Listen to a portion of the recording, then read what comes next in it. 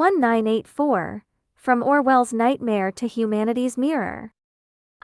Orwell's Journey, From Colonies to Trenches of Awakening. George Orwell, the architect of 1984, carved chilling annotations about 20th-century totalitarianism with his surgical prose. Born in 1903 in British India as Eric Arthur Blair, his father served as an opium trade official in the colonial government. His mother brought him back to England as a child, where he received elite education at Eton College. Financial constraints prevented university, driving him to join the Burmese colonial police instead. During 5 years in Burma, he witnessed imperial arrogance and native humiliation firsthand. A forced elephant execution revealed power's absurdity and morality's weight through bystanders' eyes. This experience planted seeds of doubt about authority's legitimacy that would later blossom in his writing. In 1927, he resigned and returned to Europe, determined to expose truth through writing. Living among Paris and London's underclass as a dishwasher and vagrant yielded material for Down and Out in Paris and London. Adopting the pen name George Orwell, he documented poverty to awaken middle-class complacency. But 1984's spark ignited during Spain's Civil War in 1936. Joining the anti-fascists as journalist and volunteer, he discovered Stalinist factions betraying ideals through purges and propaganda.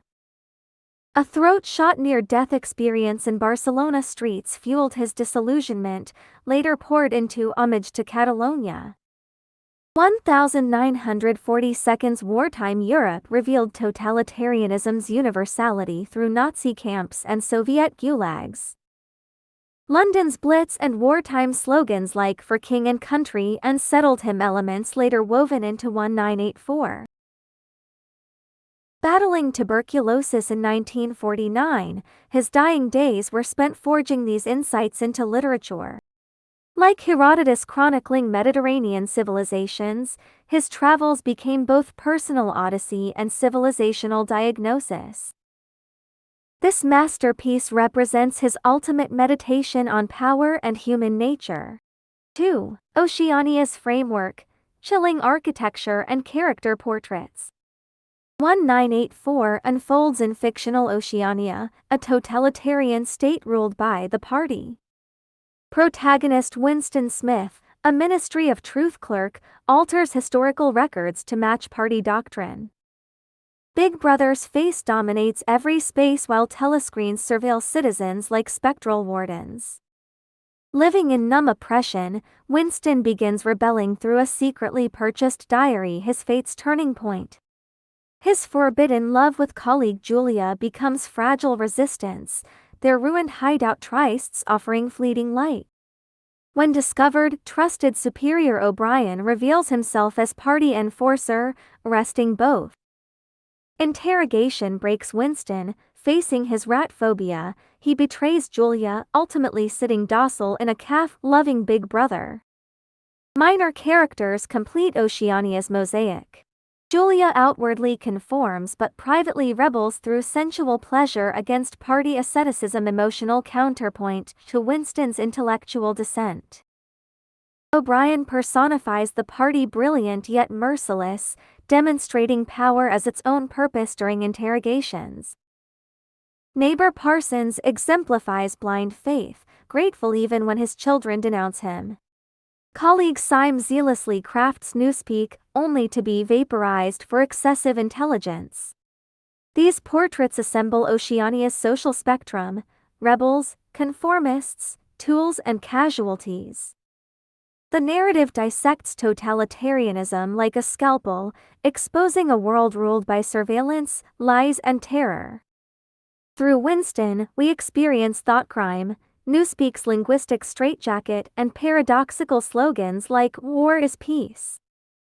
His defeat isn't heroic tragedy but ordinary collapse, a mirror forcing readers to confront powerlessness. 3. Fiction's roots, totalitarianism's historical seeds.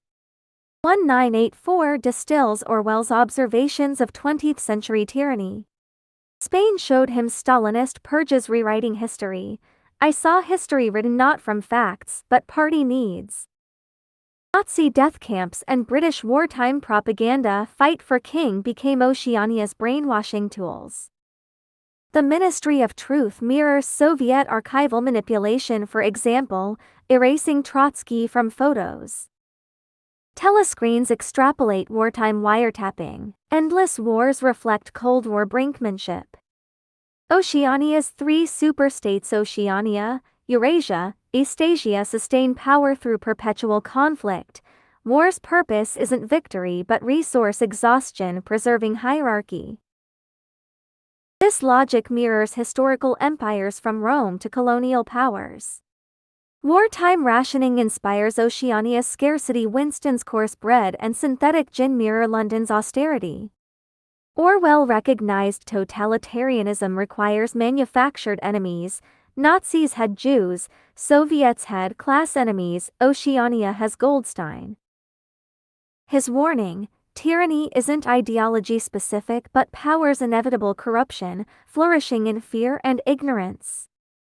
4. Surveillance psychology, invisible cages. Beyond telescreens, Orwell exposes how surveillance colonizes minds. Thought crime makes doubt itself illegal, even dreams become treacherous. Their eyes are everywhere yet nowhere, Winston writes, capturing self-censorship's chokehold. O'Brien explains, we don't destroy heretics, we convert them. Totalitarianism demands belief, not just compliance. This psychological warfare draws from Gestapo and NKVD tactics, weaponizing uncertainty to breed paranoia. Oceania's caste system, inner party, outer party, proles isolates potential resistance. Winston finds proles politically inert, concerned only with lottery and beer. Like thinking, fast and slow, dissects cognitive biases, Orwell reveals surveillance as social psychological architecture. V. Ministry of Truth, manufacturing reality. The ministry doesn't preserve truth, it fabricates it daily. Winston routinely rectifies newspapers. When alliances shift, yesterday's allies become today's enemies. He erases an honored hero, replaces speeches with hymns, each edit severing memory's threads. The party's maxim: who controls the past controls the future. Without history, judgment fails. Orwell borrows from Stalin's playbook, airbrushing Trotsky from photos, rewriting textbooks. Archives overflow with documents perpetually destroyed and recreated. Winston feeds them to memory holes. Even photos and music get altered, erasing traces of alternative pasts. The horror isn't concealed truth but making truth irrelevant through repetition and oblivion. Lies require collaborators. Winston knows he falsifies history yet participates, embodying complicity's moral erosion. Room 101, Fear's ultimate weapon. Fear delivers the coup de grace in Room 101. Confronted with rats, his primal terror, Winston screams, "Do it to Julia," shattering his integrity. O'Brien knows everyone has a breaking point. "You've taken the first step," he says as Winston accepts 2 + 2 = 5. This scene synthesizes Nazi brutality and Soviet psychological torture. The rats symbolize inescapable dread. Winston's premonition realized, some things are worse than death. Orwell forces us to ask, how long can reason and love withstand terror? 7. Newspeak, shrinking thought. Newspeak is Orwell's masterstroke language engineered to prevent dissent. By eliminating freedom and simplifying grammar, unorthodoxy becomes inexpressible. Syme explains, revolution's goal is making thought crime impossible. Winston struggles to articulate rebellion. I hate them but lack words. Why? Linguistic castration breeds isolation. Orwell drew from colonial language suppression and Spanish Civil War sloganeering. Newspeak's design is meticulous, merging nouns or verbs, culling adjectives, simplifying syntax. Classics like Shakespeare face destruction for preserving complex thought. Syme's fate is ironic. the Newspeak enthusiast gets vaporized for his intellect. By 2050, Orwell predicts, old speak will be incomprehensible, severing cultural continuity. 8. Winston and Julia, love and betrayal. Their relationship embodies resistance's possibilities and limits.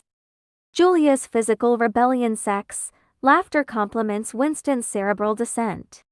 They can make you say anything, not believe it, she insists until Room 101 disproves this. Post-torture, their reunion is haunting. They got inside you, Julia admits, hollowed shells of their former selves. Orwell rejects romanticization. Their defeat shows totalitarianism's power to annihilate personhood. The imagined brotherhood resistance proves another party trap, even hope gets weaponized. 9. Symbolic details. Orwell's genius shines in minutiae. Telescreen's blue glare and screeching audio create ambient dread. Big Brother's gaze follows like a religious icon. Their trysting place, a ruined church, whispers of banned histories. Stolen jam in sunlight becomes resistance's ephemeral sweetness. Contrasts amplify themes. Ministry of Truth's sterile halls vs. prison's filth. Winston's final calf scene, alive yet dead inside. Physical traces linger, Julia's blood on the floor, O'Brien's paternal pats during torture. X. Technology and control. Oceania's crude tech anticipates digital surveillance. Telescreens monitor biometrics like pulse. The party wants your thoughts, not just compliance. Modern parallels are uncanny. Smartphones track locations. Algorithms manipulate preferences. Social media creates filter bubbles. This soft totalitarianism differs from Oceania's brutality but shares control mechanisms. Data centralization fulfills Orwell's vision. Today's cloud is yesterday's ministry archives. She, 1949 to 2025. Echoes. Cold War divisions have transformed into algorithmic echo chambers. Online memory holing deleted posts or videos. Cancel culture as Goldstein figure scapegoating. Newspeak finds successors in internet slang, for example, YYDS flattening expression. Hashtag activism replacing nuanced discourse. Orwell's warning remains urgent. Without vigilance, liberty erodes. 12. Philosophical questions. The novel probes. Is freedom possible when reality is malleable? Can truth exist without shared facts? What remains of humanity when memory and love are erased? Winston clings to freedom is saying 2 + 2 make 4, simple arithmetic as truth's last stand. O'Brien retorts, reality exists in the human mind alone, power defines what's real. Orwell offers no easy answers, only urgent questions about autonomy's fragility. 13. Our responsibility. 1984 is a call to action. Protect linguistic richness. Verify information sources. Preserve historical records. Resist unthinking conformity. Small acts matter. Questioning slogans.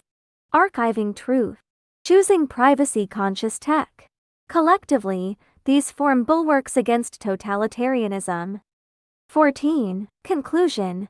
Eternal vigilance. Orwell's nightmare remains a wake-up call.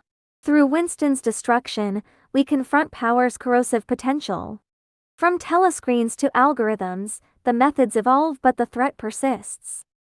Orwell's final gift is this alarm bell, its peals growing louder in 2025. The choice remains ours. Will we heed its warning?